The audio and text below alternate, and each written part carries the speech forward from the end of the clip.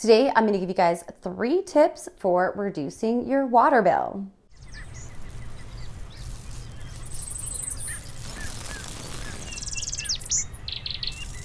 What's up guys? Welcome to my channel. My name is Sarah and today I'm gonna give you guys a couple tips on how you can reduce your water bill. So tip number 1, fix all of those leaky faucets. Every time a tap drips, all of those drips actually add up and cost you money.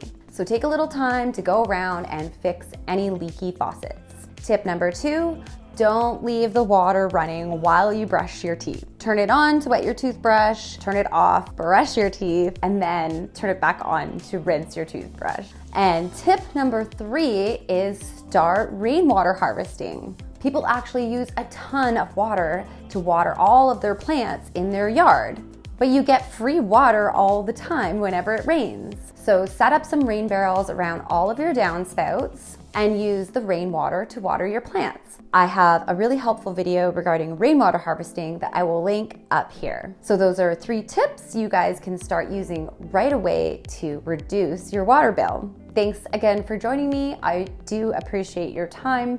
If you liked the video, please give it a thumbs up and I will see you guys next time.